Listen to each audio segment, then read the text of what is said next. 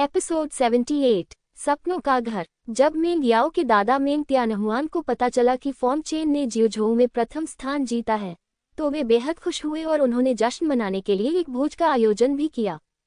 इसे सीधे बाहरी दुनिया में फैलाओ, वह मेरे मेंग परिवार का दामाद है। वह उस बूढ़े व्यक्ति को खुशखबरी सुनाने के लिए स्वयं उसकी कब्र पर भी गया। कुछ लोग खुश हैं लेकिन अधिकतर लोग दुखी हैं। लिन परिवार। इस समय स्थिति सचमुच भयावह है।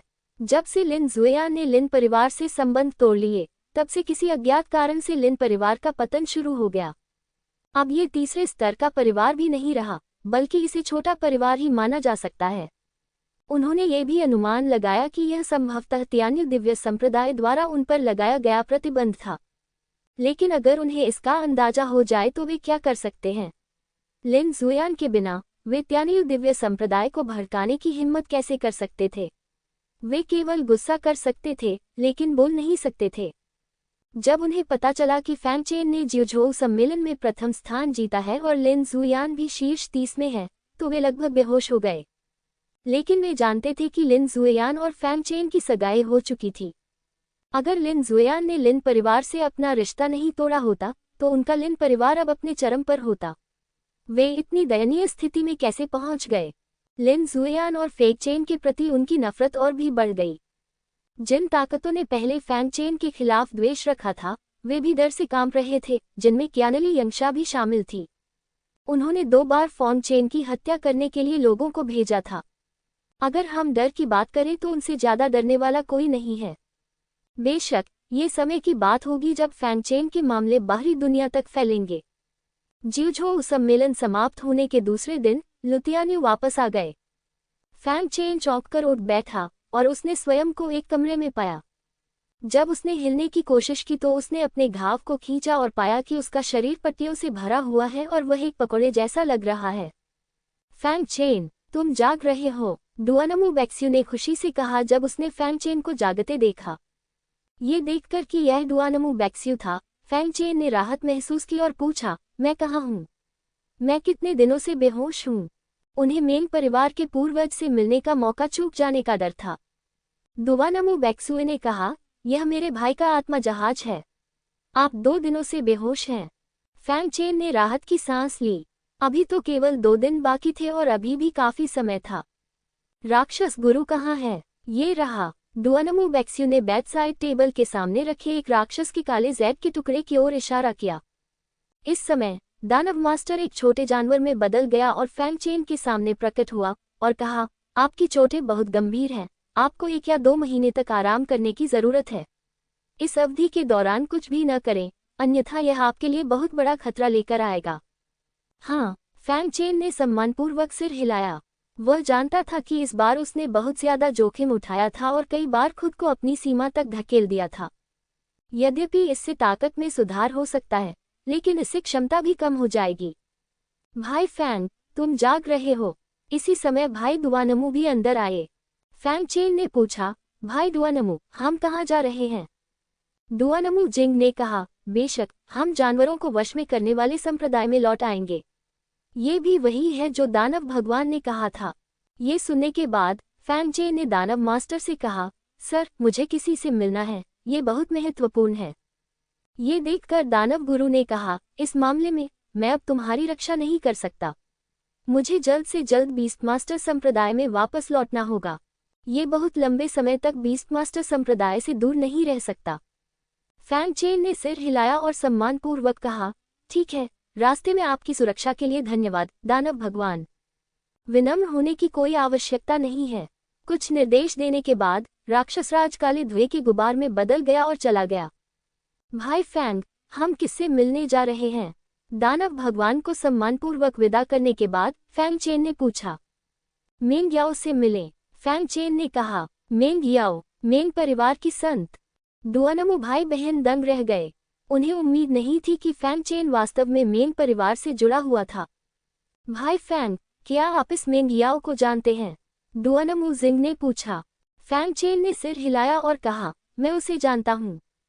डुआनमू जिंग ने एक पल के लिए हिचकिचाते हुए कहा, भाई फैंग, क्या आप जानते हैं कि मेंग याओ मेंग परिवार का पूर्वज है? ये खबर अब तियाननान क्षेत्र में कोई रहस्य नहीं है। जब मेंग परिवार के पूर्वज आए तो स्वर्ग और पृथ्वी से अजीबोगरीब आवाजें सुनाई दी और सभी शक्तिशाली लोगों को इसके बारे में पता चला।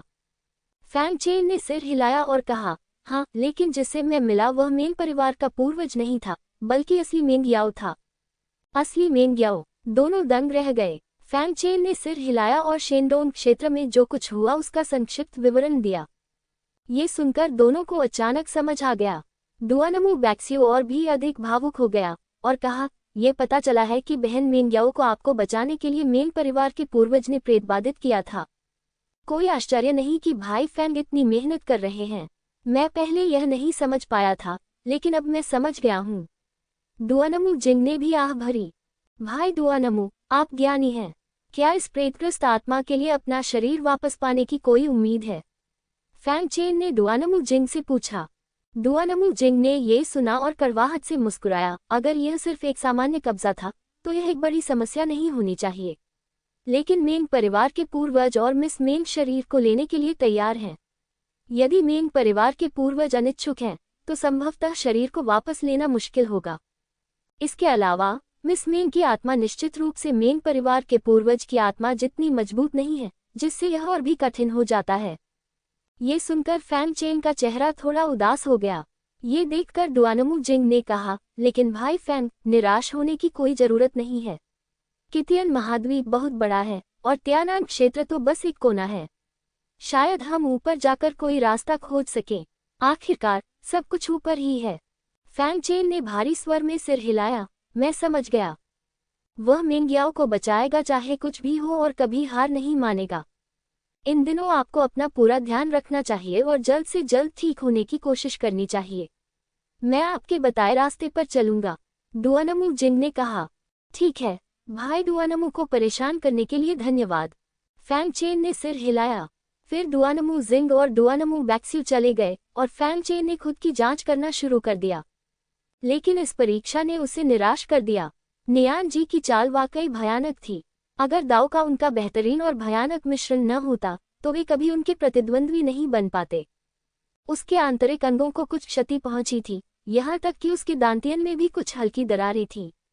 इसके अलावा कई नसें टूट गईं।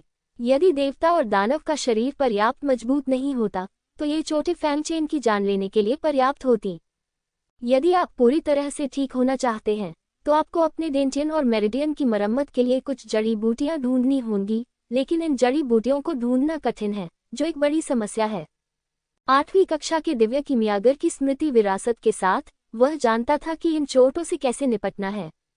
लेकिन कुछ सामग्रियों को ढूंढना आसान नहीं है और लुओटियानियों में ऐसे बहुत कम लोग हैं जिन पर वह भरोसा कर सके, और भी कम लोग उसके लिए ये सामग्री ढूंढ पाते हैं। इसे भूल जाओ, चलो पहले बाहरी चोटों से उबरें, फिर मेंग याओ से मिलें और इन चीजों से निपटने के बाद सामग्री की तलाश करें। वह आंखें बंद करके पालथी मारकर बैठ गया और उसी समय उसने उच्च स्तरीय उपचार गोलियों की कई बोतलें निकाली और उन्हें निगल लिया। जैसे जैसे उसकी चोटें धीरे धीरे ठीक हो रही थीं, फैंग चेन की शारीरिक स्थिति भी नंगी आंखों से देखी जा सकने वाली गति से सुधर रही थी। हालांकि फैंग चेन समझ गया कि किसी भी मार्शल आर्ट तकनीक के समर्थन के बिना उसका उच्चतम स्तर केवल दाव के पहले स्तर के शिखर तक ही पहुंच सकता था। जब तक आप अपने लिए उपयुक्त शारीरिक प्रशिक्षण पद्धति नहीं खोज लेते, आप कभी भी दूसरे स्तर को पार नहीं कर पाएंगे। लेकिन उसके लिए उपयुक्त शारीरिक प्रशिक्षण पद्धति खोजना आसान नहीं है। दिव्य शक्ति लौह कवच तकनीक, त्यानरिंग संप्रदाय की शीर्ष पद्धति जिसे उसने पहले देखा था, उसके लिए काफी उपयुक्त है। हालांकि ये त्यानरिंग संप्रदाय की गुप्त मार्शल आर्ट है, इसलिए इसे प्राप्त करना मूल रूप से असंभव है। भिक्षुओं के लिए 6 दिन पलक झपकने के समान थे। जल्द ही फैंग चेन ड्रीम सिटी में पहुंच गया। जब फैंग चेन मेंग परिवार की हवेली के द्वार पर पहुंचे तो मेंग परिवार के मुखिया मेंग बेनशेंग व्यक्तिगत रूप से उनका स्वागत करने के लिए बाहर आए। फैंग तियानजियो, संत महिला पहले से ही पीछे पहाड़ पर तुम्हारा इंतजार कर रही है। जहां तक अन्य साथी ताओवादियों का सवाल है, कृपया मेरे साथ चाय पीने के लिए आइए। संत महिला ने केवल फैंग तियानजियो को देखा है। उसने कहा। फैंग चेन को स्वाभाविक रूप से कोई आपत्ति नहीं थी, इसलिए मेंग बेनशेंग ने किसी को डुआनमू भाइयों और बहनों को हॉल में ले जाने के लिए कहा, जबकि वह स्वयं फैंग चेन को मेंग याओ से मिलने के लिए ले गया। जब वह पीछे के पहाड़ पर पहुंचा तो फैंग चेन ने पाया कि यह एक संरचना द्वारा बंद किया गया स्थान था, मेंग बेनशेंग ने आदरपूर्वक कहा, संत, उस व्यक्ति को यहाँ लाया गया है, उसे अंदर आने दें। मेंग याओ की सुंदर आवाज पीछे के पहाड़ से आई। हाँ, मेंग बेनशेंग ने सम्मानपूर्वक इस पर सहमति व्यक्त की और फिर फैंग चेन से कहा, फैंग तियानजियो, कृपया। फैंग चेन ने धीरे से सिर हिलाया और अंदर चला गया। उसे इस बात का डर नहीं था कि मेंग परिवार का पूर्वज कुछ भी कर सकता है। उसने तुरंत भाला बाहर छोड़ दी थी और किसी भी समय टेलीपोर्ट कर सकता था। पीछे के पहाड़ में प्रवेश करते हुए हम एक लंबे रास्ते से चलते हुए एक नदी के पास पहुंचे। नदी के किनारे एक मंडप है जहां मेंग याओ आराम से बैठकर चाय पी रही है। फैंग चेन पास आया, थोड़ा झुका और कहा, वरिष्ठ, मैंने इस बार शर्त जीत ली है। क्या मैं अब मेंग याओ को देख सकता हूँ? मेंग याओ ने फैंग चेन की ओर देखा और अपनी ज़ेड उंगलियों से हल्के से चाय का कप रखा। उसकी चाल सुरुचिपूर्ण और आकर्षक थी। यह उसकी ओर से जानबूझकर नहीं किया गया था, लेकिन मेंग याओ एक आकर्षक स्वभाव के साथ पैदा हुई थी और उसकी हर हरकत प्रलोभन से भरी थी। उसने अपने बगल की सीट थपथपाई और शांति से कहा, बैठ जाओ। फैंग चेन दंग रह गया। क्या मेंग परिवार के पूर्वज चाहते थे कि वह उनके बगल में बैठे? वह थोड़ा भौचक्का होकर बोला, वरिष्ठ, इसका क्या मतलब है? मेंग याओ ने आकर्षण से भरे अपने होठों को थोड़ा ऊपर उठाया और कहा, क्यों? क्या वह वही नहीं है जिसे तुम पसंद करते हो? तुम उसके बगल में बैठने की भी हिम्मत नहीं करते। फैंग चेन अविचलित रहा और बोला, वरिष्ठ, आपको ऐसा क्यों करना है? मैं सिर्फ मेंग याओ को देखना चाहता हूँ। कृपया मेरे लिए इसे मुश्किल न बनाएं। मेरे लिए इसे मुश्किल बनाओगे? मैं तुम्हारे लिए इसे मुश्किल नहीं बना रहा हूँ। मेंग याओ ने धीरे से अपनी पोशाक ऊपर खींची, जिससे उसकी निर्दोष और पतली ज़ेड टांगें दिखाई देने लगी। उसके ज़ेड हाथों ने धीरे से उसकी गोरी और गुलाबी त्वचा को सहलाया और धीरे से आह भरी। वह एक आकर्षक हड्डी के साथ पैदा हुई है। कोई फर्क नहीं पड़ता कि कौन सा युग है, वह एक ऐसी सुंदरता है जो अनगिनत लोगों को अपने जीवन के लिए लड़ने के लिए मजबूर करती है। उसने अपनी आंखें उठाईं और फैंग चेन को देखा, तुम वही हो?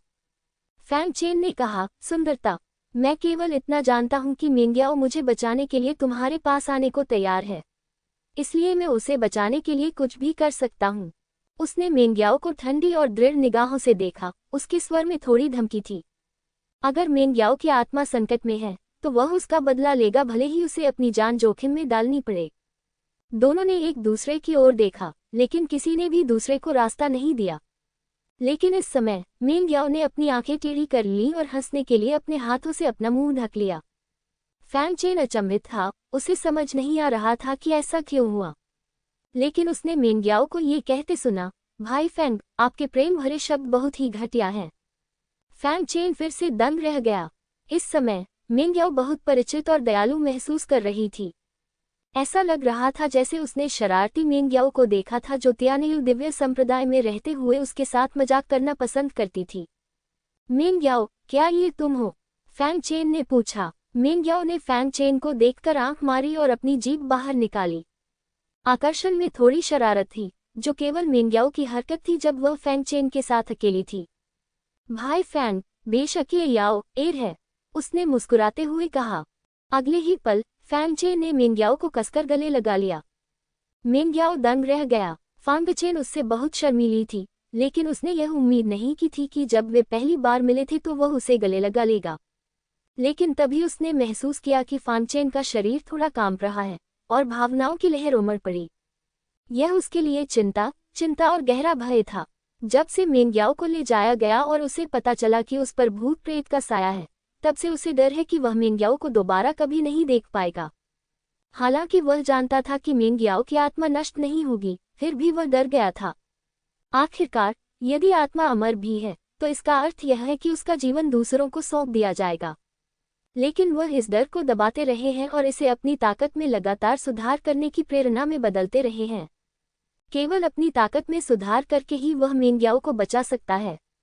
ठीक है, मेरा काम हो गया, अच्छा रहो। मेंग याओ ने फैंग चेन के सिर को धीरे से थपथपाते हुए कहा। थोड़ी देर बाद फैंग चेन ठीक हो गया। उन्होंने मेंग याओ का हाथ पकड़ लिया और कहा, अब जब तुमने अपने शरीर की पहल को पुनः प्राप्त कर लिया है, तो क्या तुम अपने मेंग परिवार के पूर्वज को हर समय दबा सकती हो? मेंग याओ ने कड़वाहट से मुस्कुराते हुए अपना सिर हिलाया। पूर्वज आपकी और मेरी कल्पना से कहीं अधिक शक्तिशाली है, और मैं इस समय इसका विरोध नहीं कर सकती। लेकिन चिंता न करें, हालांकि पूर्वज मेरे शरीर पर कब्जा कर चुके हैं, लेकिन उनका मुझे नुकसान पहुंचाने का कोई इरादा नहीं है, क्योंकि अगर मैं मर जाऊंगा तो मेरा भौतिक शरीर भी कमजोर हो जाएगा और वह उसी समय मर जाएगी। तो फिर वह तुम्हें क्यों नुकसान पहुंचाती है और मुझे क्यों धमकाती है? फैंग चेन ने पूछा। मेंग याओ ने परेशान आंखों से फैंग चेन को देखा और कहा, क्योंकि उसे मेरी याददाश्त विरासत में मिली है और वह समझती है कि हम एक दूसरे के लिए बहुत महत्वपूर्ण हैं। ये बूढ़ी डायन, फैंग चेन कोसने से खुद को रोक नहीं सका। इसके लिए उसे लगभग अपनी जान की कीमत चुकानी पड़ी और अंत में बूढ़ी चुड़ैल वास्तव में उसे धोखा दे रही थी। मेंग याओ को फैंग चेन का नाम सुनकर बहुत खुशी हुई और उसने कहा, बूढ़ी चुड़ैल इसे सुन सकती है। अगर वह सुनती है तो सुनती है। अब उसे डर नहीं लगता। लेकिन फिर वह फिर से चिंतित हो गया, लेकिन ऐसा करते रहना कोई समाधान नहीं है। आप उसे अपने शरीर पर कब्जा करने की इजाजत नहीं दे सकते। मेंग याओ ने कहा, इस बारे में चिंता मत करो। जब पूर्वज अपने जीवन की अड़चन को तोड़कर उस क्षेत्र में पहुंचती है तो वह अपने शरीर को नया आकार दे सकती है और मैं भी अपना शरीर वापस ले सकती हूँ। हालांकि पूर्वज बाहरी लोगों के लिए क्रूर है, लेकिन वह हम कुल के लोगों के लिए बहुत अच्छा है। वह कौन सा क्षेत्र है? मुझे नहीं पता। मेंग याओ ने अपना सिर हिलाया। फैंग चेन चुप था। हालांकि उसे नहीं पता था कि वह कौन सा क्षेत्र था, लेकिन यह आध्यात्मिक सागर क्षेत्र से ऊपर होना चाहिए। उस क्षेत्र तक पहुंचने में समय लगेगा। लेकिन उन्होंने ज्यादा कुछ नहीं कहा। अभी ज्यादा कुछ कहना बेकार होगा। मेंग याओ को बचाने का तरीका ढूंढते हुए अभ्यास करना बेहतर होगा। वैसे यह आपके लिए है। मेंग याओ ने कुछ सोचा और उसके हाथ में रोशनी की एक चमक चमकी और एक जेड पर्ची फैंग चेन के हाथ में आ गिरी। यह क्या है? एक बार आप इसका पता लगा लेंगे तो आपको पता चल जाएगा, मेंग याओ ने रहस्यमय ढंग से कहा। फैंग चेन ने बिना किसी हिचकिचाहट के सीधे इसका अन्वेषण किया, लेकिन जब उसे पता चला कि यह क्या है तो वह थोड़ा हैरान हुआ। दिव्य शक्ति लौह कवच कला। ये वास्तव में तियानडिंग संप्रदाय की गुप्त तकनीक है। फैंग चेन को याद आया कि मेंग परिवार के पूर्वज ने तियानडिंग संप्रदाय के तियानजियों को मार डाला था और दूसरे पक्ष की भंडारण अंगूठी छीन ली थी। संभवतः दिव्य शक्ति लौह कवच कला उसकी भंडारण अंगूठी में है। लेकिन ये तर्क दिया जा सकता है कि इस तरह की गुप्त तकनीक जेड स्लिप पर भी प्रतिबंध लगाया जाएगा और एक बार जब कोई इसे खोलने के लिए मजबूर करने की कोशिश करेगा तो ये स्वयं नष्ट हो जाएगा। उन्होंने ये प्रश्न भी पूछा। मेंग याओ ने हंसते हुए कहा, पूर्वज के पास महान जादुई शक्तियां हैं, इसलिए यह प्रतिबंध कुछ भी नहीं है। लेकिन तुमने इसे मुझे ऐसे ही दे दिया। तुम्हारे पूर्वज मुझे दोष नहीं देंगे। नहीं, पूर्वज ने मुझे इसे आपको देने के लिए कहा था, मेंग याओ ने कहा। मुझे दे दो। क्यों? फैंग चेन सतर्क हो गया। अब जब उसने इसके बारे में सोचा तो उसे लगा कि मेंग परिवार के पूर्वज का हर कदम थोड़ा गलत था। रिंग की लड़ाई के अंत में वह पहले से ही थक गया था। उस समय प्रतिद्वंद्वी उसे अपनी उंगली के एक झटके से हरा सकता था, लेकिन उसने हार स्वीकार करने की पहल की और खुद को पहला स्थान दिया। पिछली शर्त भी अजीब थी, मानो दूसरा पक्ष उसका परीक्षण कर रहा हो। लेकिन यही कारण है। कारण बताते हुए मेंग याओ का चेहरा थोड़ा लाल हो गया। उस शर्मीले चेहरे ने उसे और भी आकर्षक बना दिया था और उसके शर्मीले चेहरे ने लोगों के दिलों को खुश कर दिया था। काश मैं इसे तुरंत गिरा सकता और कानून को सुधार सकता।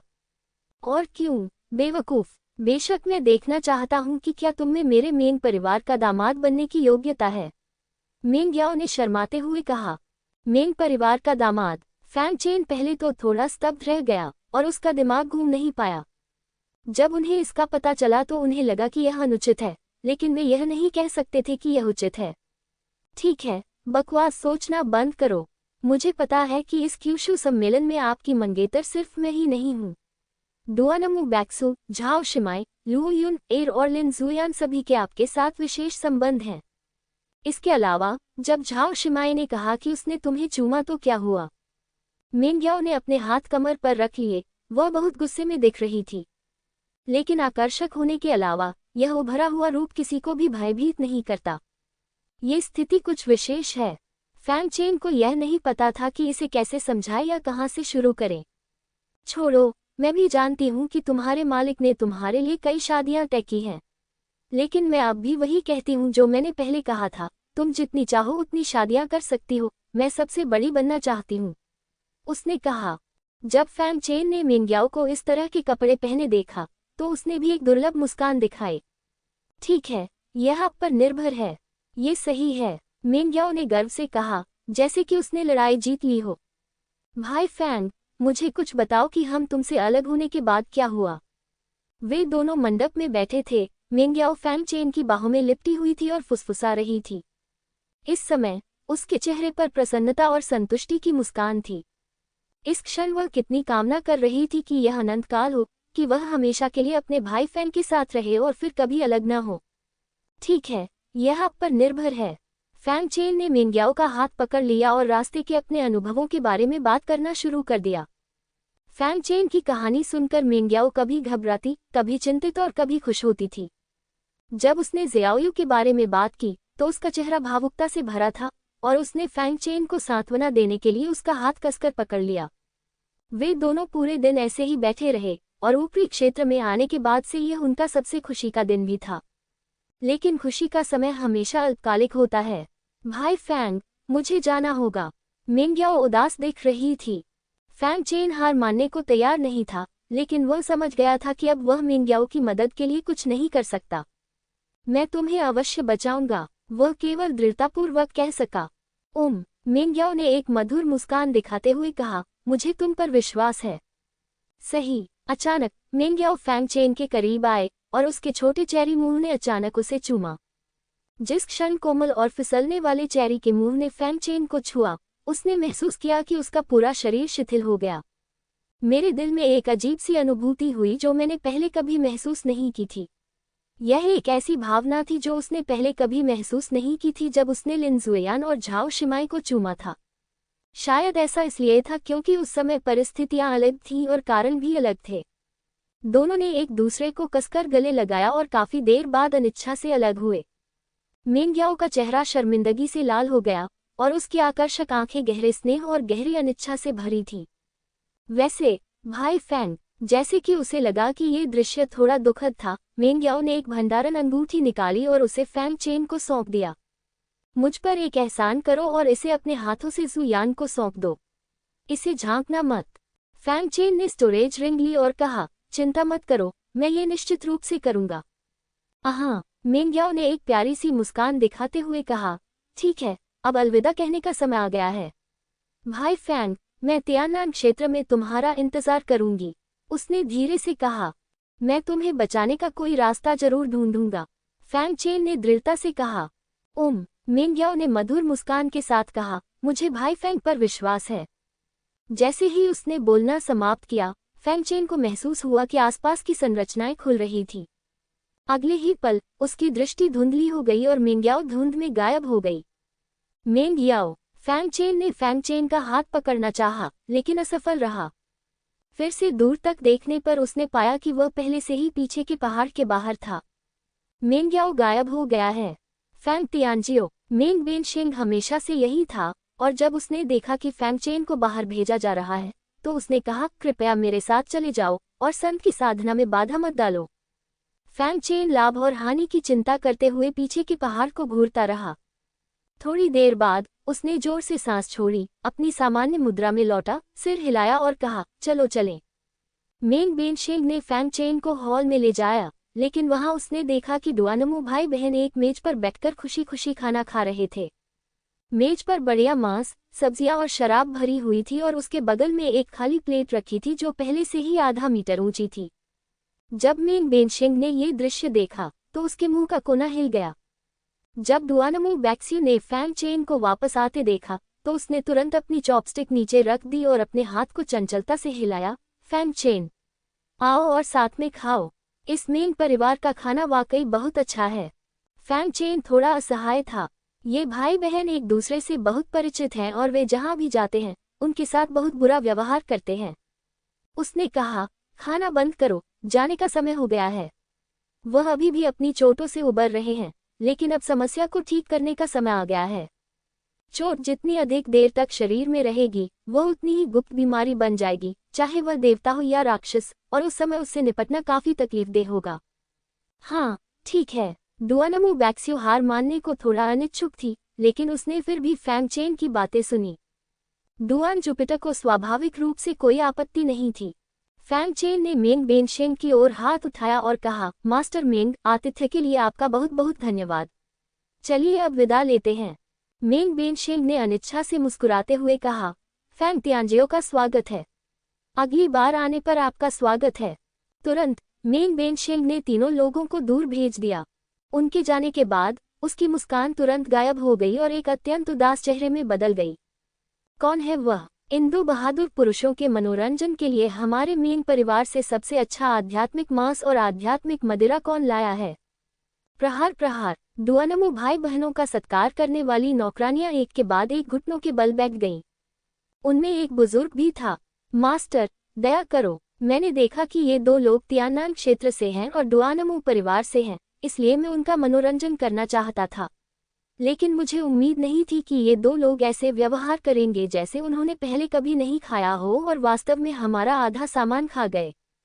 यद्यपि मेंग बेनशेंग व्यथित महसूस कर रहा था, वह केवल धीमी आहें ही भर सका।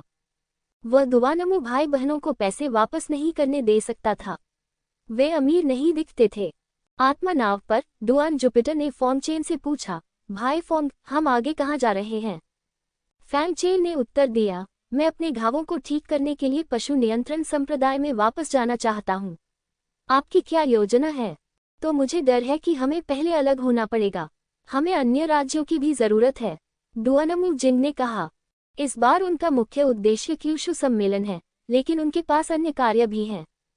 दुआनमू जिंग ने पूछना जारी रखा, भाई दुआनमू की तियाननान क्षेत्र जाने की योजना है ना? फैंग चेन ने सिर हिलाया, बेशक, मेंग्याओ भी तियाननान क्षेत्र में है, इसलिए वह स्वाभाविक रूप से जाएगा।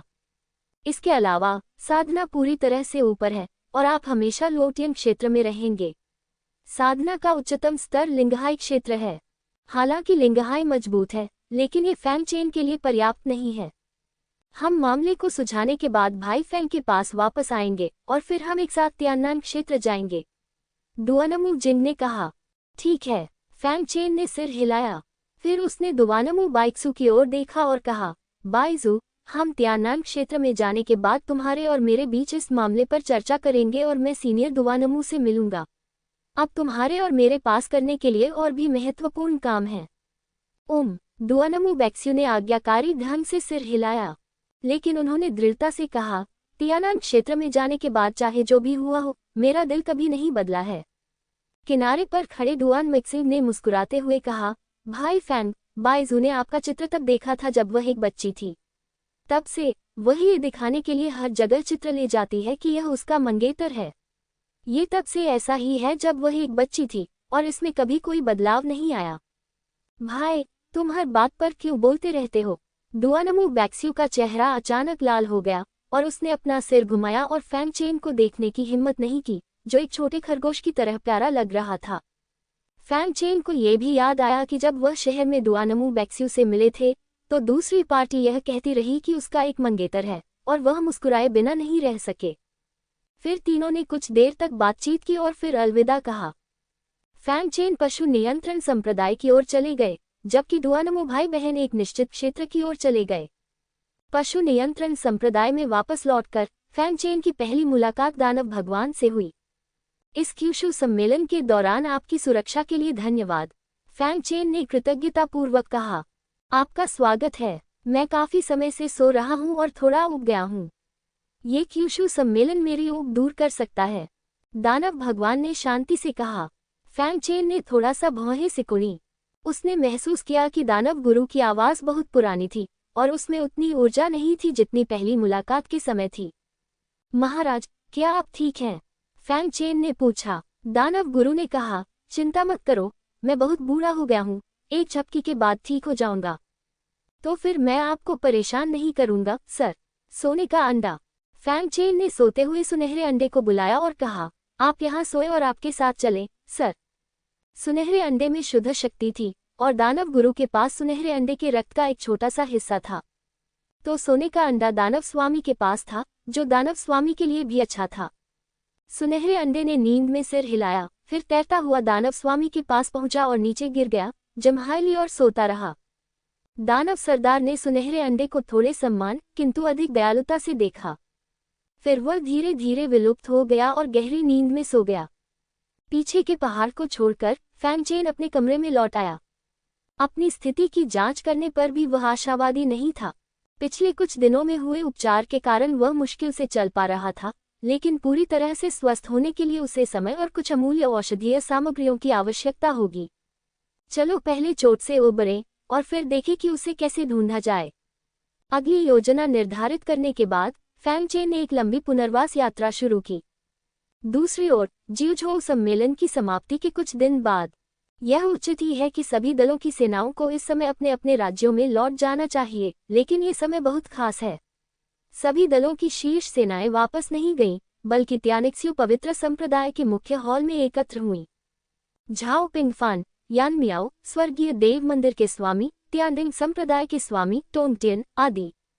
निचले 3 डोमेन को छोड़कर अन्य 6 डोमेन के शीर्ष प्रतिनिधि संप्रदाय और संप्रदाय सभी यहाँ हैं। यान मियाओ ने पूछा, संप्रदाय मास्टर झाओ, आपने हमें इस बार यहाँ क्यों बुलाया है? ये काफी सतर्क है। इस बार झाओ पिंगफान ने ही सभी को बुलाया था। झाओ पिंगफान ने कोई जवाब नहीं दिया, लेकिन दूसरे व्यक्ति की ओर देखा और कहा, मास्टर बेई, इसे सभी को समझाएं। वहां उपस्थित सभी लोगों ने झाओ पिंगफान की निगाह का अनुसरण किया और अंततः हरे कपड़े पहने बूढ़े व्यक्ति पर नजर पड़ी। मास्टर किंगशू, यान मियाओ ने थोड़ा सा मुंह सिकुड़ा। किंगशू संप्रदाय लुतियान्यू में एक दूसरे स्तर का संप्रदाय है। यह एक बार एक भाग्यशाली साधारण साधक था जिसे विश्व वृक्ष की एक शाखा मिली थी। फिर वह स्वर्ग में चढ़ गया और उस समय एक महान प्रतिष्ठा के साथ एक मास्टर स्तर का मास्टर बन गया। संप्रदाय की स्थापना हुई और वर्तमान किंगशू संप्रदाय की स्थापना हुई। इस संप्रदाय को स्थापित हुए सिर्फ 800 साल हुए हैं, लेकिन ये हमेशा से ही ठंडा रहा है। इस जिउझोउ सम्मेलन में एक भी ऐसा प्रतिभाशाली व्यक्ति नहीं था जो शीर्ष 1000 में जगह बना सके। सबको अपनी ओर देखते देख किंगशू संप्रदाय के गुरु बीबी ने जल्दी से सम्मानपूर्वक सलाम किया। नमस्ते साथी ताओवादी, यान मियाओ ने अधीरता से पूछा, मास्टर बेई, आप हमें किस लिए बुलाना चाहते हैं? बीबी ने जल्दी से समझाया, साथी ताओवादियों, इस बार मैंने आप सभी को विश्व वृक्ष के कारण यहाँ आमंत्रित किया है। विश्व वृक्ष? हर कोई दंग रह गया। क्या विश्व वृक्ष डुआनमू परिवार द्वारा नहीं ले लिया गया? क्या आप अब भी चाहते हैं कि हम इसे लूट लें? यान मियाओ ने भौहें सिकुड़ी। बिल्कुल नहीं। बेईबी ने जल्दी से अपना सिर हिलाया और कहा, क्या आपको सचमुच लगता है कि विश्व वृक्ष को डुआनमू परिवार ने छीन लिया है? यदि वे नहीं तो और कौन हो सकता है? बेईबी रहस्यमय ढंग से मुस्कुराए और बोली, मेरे संप्रदाय के पास एक गुप्त तरीका है जिससे पता लगाया जा सकता है कि किसी के पास विश्व वृक्ष की सांस है या नहीं। लेकिन उस लड़की के पास यह नहीं है, इसलिए ये स्पष्ट है कि यह किसी और पर गिरी है। वहां उपस्थित सभी लोग दंग रह गए। झाओ पिंगफान ने ये भी कहा, डुआनमू परिवार के गौरव के साथ, अगर वे वास्तव में इसे लेते हैं तो वे निश्चित रूप से इसे स्वीकार करेंगे, क्योंकि वे हमें बिल्कुल भी गंभीरता से नहीं लेते हैं। और लड़की ने इतनी दृढ़ता से कहा कि उसने इसे नहीं लिया। मुझे डर है कि उसने वास्तव में इसे नहीं लिया। लेकिन यदि ये डुआनमू परिवार के हाथों में नहीं आया तो ये केवल दूसरों के हाथों में आ सकता है। लेकिन किसी ने यह नहीं देखा, इसलिए उसने कुछ नहीं कहा।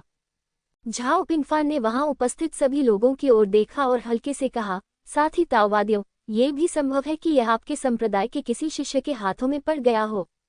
सारा दर्शक मंडल मौन था। यदि यह वास्तव में वैसा ही है जैसा झाओ पिंगफान ने कहा, तो यह वास्तव में संभव है। इस मामले में उनके पास वास्तव में इस खजाने को जीतने का मौका है। क्यों? क्या आप चाहते हैं कि हम प्रत्येक शिष्य की जांच करें? जांच में कितना समय लगेगा? यान मियाओ ने कहा। और शिष्यों के शवों की जांच करने से इन प्रतिभाशाली लोगों में नाराजगी पैदा होगी। स्वर्गीय देव मंदिर के स्वामी ने आगे कहा, जो लोग गुप्त क्षेत्र में प्रवेश कर सकते हैं वे सभी प्रत्येक संप्रदाय के शीर्ष प्रतिभाशाली लोग हैं, और उन्हें भी 1 या 2 पर विचार करना होगा। बेशक अगर उन्हें यकीन हो जाए कि वह कौन है तो वे विनम्र नहीं होंगे। इसकी कोई जरूरत नहीं है। बेईबी ने अपने होठों को थोड़ा ऊपर उठाया और कहा, मेरे संप्रदाय में विश्व वृक्ष की एक शाखा है, हालांकि इसमें निहित शक्ति लगभग समाप्त हो चुकी है। लेकिन इस शाखा के साथ कुछ सामग्रियों के संयोजन से मुझे यकीन है कि विश्व वृक्ष प्रतिध्वनित होगा। मैं गारंटी दे सकती हूँ कि जब तक ये जिउझोउ के भीतर है, मैं विश्व वृक्ष के स्थान को लॉक करने में सक्षम हो जाऊंगी। जब ये शब्द निकले तो सबकी आंखों में चमक आ गई। अगर यह सच है तो विश्व वृक्ष पाना कोई सपना नहीं होगा। झाओ पिंगफान ने फिर कहा, हर कोई हमारे लिए विश्व वृक्ष के महत्व के बारे में अधिक कहने की कोई आवश्यकता नहीं है। भले ही इसे प्रत्येक संप्रदाय में 100 साल तक रखा जाए, ये बहुत भाग्यशाली होगा शिष्य, और यहाँ तक कि हमारे लिए भी लाभ का उल्लेख नहीं है। हर कोई अवाक था। ये देखकर झाओ पिंगफान ने फिर कहा, जब तक इस बार कार्रवाई करने वाला संप्रदाय, उसे विश्व वृक्ष को साझा करने का अधिकार होगा। जो लोग भाग लेने की योजना नहीं बनाते हैं, वे अब जा सकते हैं। कौन सी सामग्री की आवश्यकता है? यान मियाओ ने पूछा, जिसका मतलब था कि वह इस कार्रवाई के लिए सहमत था। मैं भी इसमें हाथ बटाऊंगा। स्वर्गीय देव मंदिर के स्वामी भी इसमें शामिल हो गए, और मुझे अन्य लोगों ने भी अपनी बात रखी, तथा टोंगटियन ने भी यही कहा। झाओ पिंगफान ने संतुष्ट मुस्कान दिखाए और बीबी की ओर देखा। बीबी ने तुरंत सूची निकाली और सम्मानपूर्वक उसे सौंप दिया। जब उसने आवश्यक सामग्री देखी तो यान मियाओ भी भौंचक्का रह गया। इसे देखकर अन्य लोगों ने गहरी सांस ली। यान मियाओ ने कहा, केवल संवेदन के लिए इतने सारे प्राकृतिक खजाने की आवश्यकता होती है। बीबी ने कड़वी मुस्कान के साथ कहा, मास्टर यानशान, कोई रास्ता नहीं है। ये विश्व वृक्ष है। कुछ निर्दयी सामग्रियों के बिना इसे प्रतिध्वनित करना मुश्किल है। यदि तुम्हें विश्वास नहीं है तो मैं चीजें एकत्र हो जाने के बाद सबके सामने इसका प्रदर्शन करूंगा। ये सुनकर अब किसी को कोई संदेह नहीं रहा, और भले ही दूसरे पक्ष में 100 हिम्मत हो, वे उन्हें जियोझोउ की शीर्ष ताकतों को एक बार में धोखा देने की हिम्मत नहीं करेंगे। यान मियाओ ने कहा, इस मामले में मेरे पास पहाड़ में इनमें से 2 सामग्रियां हैं, इसलिए उन्हें मुझे दे दो। मेरे पास उनमें से 3 हैं, उन्हें मुझे देने में कोई समस्या नहीं है। झाओ पिंगफान ने कहा, मेरे संप्रदाय में भी उनमें से एक है, यह मुझ पर छोड़ दो। अन्य लोगों ने भी आवाज उठाए और कुछ प्राकृतिक खजानों को अपने कब्जे में ले लिया। लेकिन यदि जियोझोउ में शीर्ष शक्तियां एकजुट हो जाएं, तो भी कई लगभग विलुप्त सामग्रियां अभी भी मौजूद हैं, जिन्हें एकत्र नहीं किया जा सकता। चूंकि कोई अन्य सामग्री नहीं है, तो उन्हें खोजने के लिए अपने स्वयं के कनेक्शन का उपयोग करें। वैसे भी अगर यह जियोझोउ से कोई है तो बहुत समय है, लेकिन 1 साल के भीतर उन्हें इकट्ठा करना सबसे अच्छा है। झाओ पिंगफान ने कहा, स्वाभाविक रूप से हर किसी के लिए कोई मतलब नहीं है। झाओ पिंगफान ने सभी की ओर देखा और गंभीरता से कहा, सभी, यह इस बात से संबंधित है कि क्या संप्रदाय और यहाँ तक कि हम अगले स्तर तक जा सकते हैं, इसलिए सभी को अधिक ध्यान देना चाहिए। एक बार जब आप इसे याद करते हैं तो आपको कभी दूसरा मौका नहीं मिल सकता है। स्वाभाविक रूप से सभी को मामले की गंभीरता समझ आ गई। चिंता मत करो संप्रदाय मास्टर झाओ, हालांकि इन चीजों को ढूंढना कठिन है, वे निश्चित रूप से कम 3 महीने में एकत्र किए जाएंगे। ये सही है, अब ऊपरी क्षेत्र के रास्ते बंद हो गए हैं और दूसरा पक्ष 3 महीने में कहीं भी भाग नहीं सकता। सभी ने वादा किया। झाओ पिंगफान ने संतोष से सिर हिलाया। एक और बात है, हमारे अलावा किसी को भी इसके बारे में मत बताना, ताकि दुश्मन को सतर्क न किया जा सके। बिल्कुल, ऐसी स्थिति में चलो हम अपने अपने रास्ते चलते हैं। मैं अगली बार आपसे फिर मिलने के लिए उत्सुक हूँ। झाओ पिंगफान ने सभी को जाते हुए देखा और मुख्य सीट पर बैठते हुए धीरे से अपनी आंखें बंद कर लीं। मुझे विश्व वृक्ष अवश्य प्राप्त करना चाहिए, उन्होंने दृढ़ता से कहा। टोंगटियन के लौटने के बाद यंग किंग जियांग ने पूछा, मास्टर झाओ ने आपको गुप्त रूप से क्यों बुलाया? टोंगटियन थोड़ा थका हुआ लग रहा था और उसने कहा, विश्व वृक्ष के लिए। उनके पास ये समझने का एक तरीका है कि विश्व वृक्ष कहाँ है।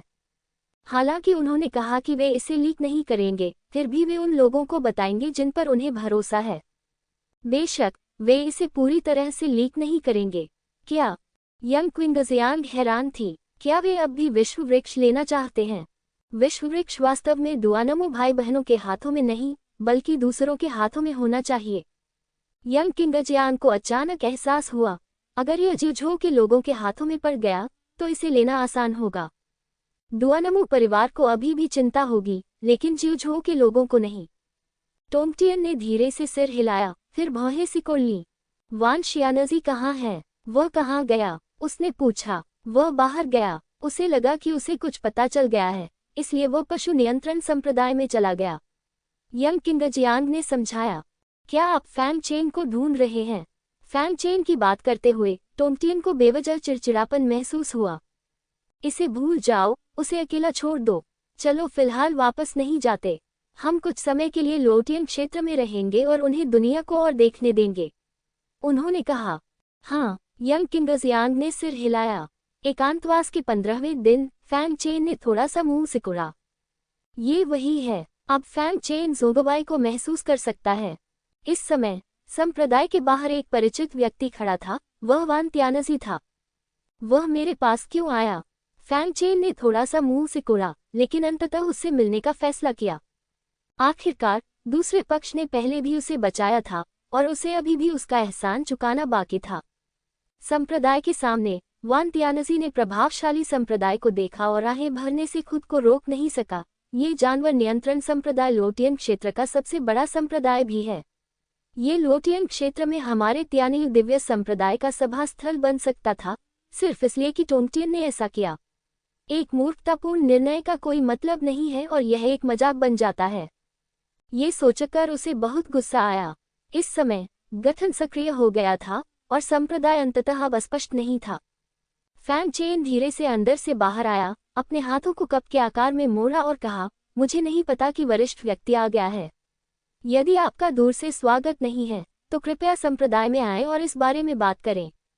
जब वान त्यानजी ने देखा कि फेंग चेन का स्वभाव असाधारण था, उसके तौर तरीके सुंदर और शालीन थे, तो उसने अपने दिल में टोंग तियान और निंग तियान शेन को 100 बार कोसा। उनके चेहरे पर मुस्कान थी। फैंग शियाओ, बहुत समय हो गया मिलते हुए। दोनों महल में प्रवेश कर हॉल में आए। फैंग चेन ने लोगों से चाय परोसने को कहा। वान तियान ये देखकर आश्चर्यचकित हुआ कि इतना बड़ा संप्रदाय सभी नश्वर थे, और उसने पूछा, छोटे दोस्त फैंग, क्या सभी पशु नियंत्रण संप्रदाय नश्वर हैं? फैंग चेन ने सिर हिलाया। हाँ, मैंने सभी भिक्षुओं को मार डाला। इन शब्दों ने वान त्यानजी को, जो एक राक्षस साधक भी था, राहत की सांस लेने पर मजबूर कर दिया। तुम्हें पता होना चाहिए कि पशु नियंत्रण संप्रदाय के कम से कम 10,000 भिक्षु हैं और वे उन्हें बेरहमी से मार देंगे। फैंग चेन ने पूछा, मुझे आश्चर्य है कि सीनियर वान मेरे साथ क्या करना चाहते हैं। व्यवसाय की बात करते हुए वान त्यानजी ने रहस्यमय होने का नाटक किया और कहा, फैंग ज़ियाओ, मुझे पता चल गया है कि निंग तियानचेन को क्यूशु सम्मेलन में भाग लेने के लिए किसने कहा था।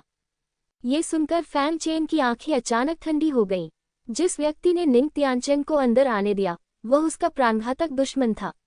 उसने मूल रूप से ठीक होने के बाद जांच करने की योजना बनाई थी, लेकिन उसे उम्मीद नहीं थी कि वान त्यानजी को पता चल जाएगा। उन्होंने कहा, वरिष्ठ, कृपया मुझे बताएं। वान त्यानजी ने सीधे कहा, उस व्यक्ति का नाम जिउ जिंगबी है। वह जिउ परिवार का मुखिया है, जो तीसरे स्तर का परिवार है। उसने पीक जिंग से पूछा।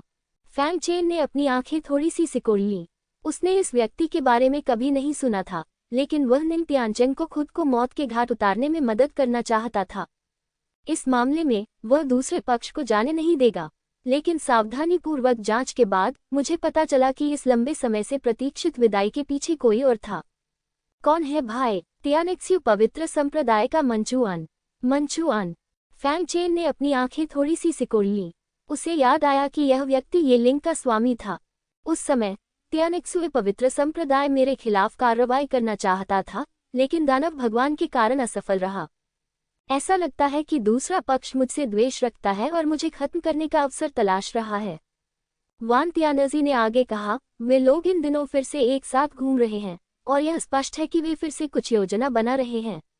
छोटे दोस्त फैंग, सावधान रहना। फैंग चेन ने सिर हिलाया और कहा, मुझे बताने के लिए धन्यवाद सीनियर। मैं इस उपकार को याद रखूंगा। अगर आपको मुझसे कुछ चाहिए तो कृपया बेझिझक पूछें। अगर मैं कर सका तो मैं आपकी मदद जरूर करूंगा। ये सुनकर वान त्यानजी की आंखें चमक उठीं। वह फैंग चेन से एक एहसान चाहता था। दोस्त फैंग, बाद में इंतजार करने की कोई जरूरत नहीं है। मैं आज ही तुम्हारा कर्ज चुका सकता हूँ, उसने मुस्कुराते हुए कहा। फैंग चेन को आश्चर्य नहीं हुआ। उसे लगा कि दूसरे पक्ष ने उसे ये सब बताने के पीछे कोई उद्देश्य अवश्य रखा होगा। बेशक उन्होंने इसे अस्वीकार नहीं किया, क्योंकि दूसरे पक्ष पर उनका कोई दायित्व नहीं था। अगर दूसरा पक्ष कहता कि वह सिर्फ उसकी मदद करना चाहता था, तो फैंग चेन को संदेह हो जाता। बस मुझे बताए सीनियर, उन्होंने कहा। मेरा अनुरोध बहुत सरल है और इससे आप पर कोई प्रभाव नहीं पड़ेगा। वह है त्यानेयु दिव्य संप्रदाय में वापस लौट जाना। यद्यपि वान त्यानजी बाहर यात्रा कर रहा है, वह संप्रदाय के प्रति पूरी तरह से वफादार है। जिउझोउ सम्मेलन में फैंग चेन की जीत से संप्रदाय की प्रतिष्ठा को भारी झटका लगा। लेकिन जब तक फैंग चेन संप्रदाय में लौटने को तैयार है, इससे न केवल कोई बाधा नहीं आएगी, बल्कि यह एक कदम आगे भी बढ़ सकता है। हालांकि फैंग चेन ने अपना सिर हिलाया और बिना किसी हिचकिचाहट के मना कर दिया। उन्होंने कहा, मुझे खेद है वरिष्ठ, मैं त्यान्यू दिव्य संप्रदाय में वापस नहीं जाऊंगा। जब त्यान्यू दिव्य संप्रदाय ने उसे त्यागने का निर्णय लिया, तो उसका संप्रदाय में वापस लौटने का कोई इरादा नहीं था। यद्यपि वह संप्रदाय ही वह स्थान था जहां वह बड़ा हुआ था, लेकिन उसके मालिक और बूढ़े आदमी मर चुके थे और उसके मालिक की पत्नी और मिंग्याओ भी चले गए थे। वहां उसके रहने के लिए कुछ भी नहीं था। मित्र फैंग वान त्यानजी कुछ कहना चाहता था, लेकिन फैंग चेन ने उसे बीच में रोक दिया। वरिष्ठ, जब मैंने संप्रदाय छोड़ा था तो मेरा वापस लौटने का कोई इरादा नहीं था। आप चाहे जितना भी कहें, सब बेकार ही रहेगा, उसने दृढ़ता से कहा। फैंग चेन को इतना दृढ़ निश्चय देखकर वान त्यानजी केवल असहाय होकर आहें भर सका। ऐसा लगता है कि आपने त्यान्यू दिव्य संप्रदाय के साथ अपना कर्म संबंध पूरी तरह से तोड़ दिया है, वान त्यानजी ने कड़वी मुस्कान के साथ कहा। बेशक, मैं सीनियर को यहाँ व्यर्थ नहीं आने दूंगा। फैंग चेन ने अपना हाथ घुमाया और उसके हाथ में एक भंडारण अंगूठी दिखाई दी। उन्होंने कहा, इस अंगूठी में 10 लाख आत्मा पत्थर हैं, साथ ही कुछ प्राकृतिक खजाने और जानवरों को नियंत्रित करने वाले अमृत भी हैं। ये चीजें इस बार मेरी बुद्धिमत्ता की खरीद हैं। वान त्यानजी ने जब ये देखा तो उसकी अभिव्यक्ति और भी जटिल हो गई। जैसा कि उसे बताया गया था, 1 मिलियन स्पिरिट स्टोन ले लिए गए थे, जो ये दिखाने के लिए पर्याप्त था कि अब फैंग चेन कितना उदार था। लेकिन फिर पशु वश में करने वाला संप्रदाय अत्यंत धनी है, इसलिए उनके लिए 10 लाख आत्मिक पत्थर कुछ भी नहीं है। ठीक है, अब मैं तुम्हारे साथ विनम्र नहीं रहूंगा। उसने आह भरी और स्टोरेज रिंग ले ली। ये सही है? फैंग चेन ने पूछा। त्यान्यू दिव्य संप्रदाय कब जाने की योजना बना रहा है? वान त्यानजी ने असमंजस में पूछा। मैं 2 या 3 महीने तक वापस नहीं आऊंगा। क्या बात है, क्या कुछ गड़बड़ है? फैंग चेन ने सिर हिलाया। मैं थोड़ी देर बाद जुयान से मिलने जाऊंगा। मिंग्याओ कभी नहीं भूलेगा कि उसने उससे क्या करने को कहा था। ये सुनकर वान त्यानजी में जो आग अभी अभी बुझी थी, वह फिर से जल उठी। इससे पहले जब फैंग चेन को जियोझोउ के शक्तिशाली व्यक्ति द्वारा धमकी दी गई थी, तो लिन जुयान उसके लिए खड़ा था। ये देखा जा सकता है कि दोनों पक्षों के बीच संबंध बहुत जटिल होना चाहिए। शायद उनका त्यान्यू दिव्य संप्रदाय इस रिश्ते के माध्यम से फैंग चेन और लिन जुयान के साथ फिर से जुड़ सकता है। भले ही फैंग चेन संप्रदाय में वापस न लौटे, फिर भी वह दोनों पक्षों के बीच अच्छे संबंध बनाए रख सकता है। हाँ, ठीक है, मैं लिन जुयान को पहले ही सूचित कर दूंगा। मिस्टर फेक के आने का इंतजार कर रहा हूँ, उसने मुस्कुराते हुए कहा। फैंग चेन को पता था कि वह क्या योजना बना रहा था, लेकिन उसे इसकी परवाह नहीं थी। वान त्यानजी ज्यादा देर तक नहीं रुका और अलविदा कहकर चला गया। फैंग चेन भी स्वास्थ्य लाभ के लिए अपने आश्रम लौट आया। जैसा कि वान त्यानजी ने कहा, मंचुआन जीयू के घर आया और जीयू जिंगबी के साथ विस्तार से चर्चा की कि फैंग चेन से कैसे निपटा जाए। मिंग लुओ और त्यानिक्सुए पवित्र संप्रदाय के शिष्य जो फैंग चेन का पीछा कर रहे थे, उन्हें भी उन्होंने यहाँ लाया था। फैंग चेन तुम्हें लोअर डोमेन में जो कुछ भी किया है उसके लिए आसानी से माफ नहीं करेगा। अगर उसे मौका मिला तो वह तुम्हें मार देगा। इस कमीने की मौजूदा ताकत के साथ अगर तुम उससे मिलोगे तो तुम निश्चित रूप से मर जाओगे। मिंग लुओ और अन्य लोग डर से कांप रहे थे, विशेषकर जब उन्होंने उस दृश्य के बारे में सोचा जहां फैंग चेन ने रिंग में अपना कौशल प्रदर्शित किया था, तो वे बेहद भयभीत हो गए। बड़े साहब, हमें बचाइए, मिंग लुओ और अन्य लोग घुटनों के बल बैठकर विनती करने लगे। उनके सामने अभी भी एक अच्छा जीवन है और वे मरना नहीं चाहते। मंचुआन और जियोजिंग ने एक दूसरे को देखा, उनकी आंखों में आत्मसंतुष्टता भरी नजर थी। जब उसने पीछे मुड़कर देखा तो मंचुआन का चेहरा सौम्य हो गया था। चिंता मत करो एल्डर, तुम्हें उस कमीने के हाथों मारे जाते हुए कैसे देख सकते हैं? अगर उस कमीने ने त्यानिक्सुए पवित्र संप्रदाय के शिष्यों को छूने की हिम्मत की, तो एल्डर ये सुनिश्चित करेंगे कि उसे टुकड़े टुकड़े कर दिया जाए। उसकी आत्मा उड़ जाएगी। मिंग लुओ और अन्य लोग बहुत खुश हुए। हमारे जीवन को बचाने के लिए धन्यवाद एल्डर। हम भविष्य में केवल आपके प्रति वफादार रहेंगे। मंचुआ ने संतोष में सिर हिलाया और कहा, ठीक है बड़े साहब, आपको निराश नहीं करेंगे। लेकिन अगर मैं उस कमीने को मारना चाहता हूँ, तो मुझे अभी भी आपकी मदद चाहिए। बड़े भाई, कृपया बोलिए, हम आग और पानी से गुजरने को तैयार हैं। बहुत बढ़िया, मैं जो करना चाहता हूँ वह बहुत सरल है, वह है चारा बनना। बस फैंग चेन को जाल तक ले जाओ, फिर वह पंख होने पर भी बच नहीं पाएगा। मिंग लुओ और अन्य लोग ये सुनकर कांप उठे। प्रलोभन। अधिकांशतः चारा चला जाता है लेकिन कभी वापस नहीं आता। मिंग लुओ और अन्य लोगों को हिचकिचाते हुए देखकर मानचुआन ने भौहें सिकोड़ते हुए ठंडे स्वर में कहा, क्यों? आपके पास सवाल हैं? मेरी हिम्मत नहीं है, मैं तो बस ये जानना चाहता हूँ कि क्या करूँ। मिंग लुओ ने सावधानी से पूछा।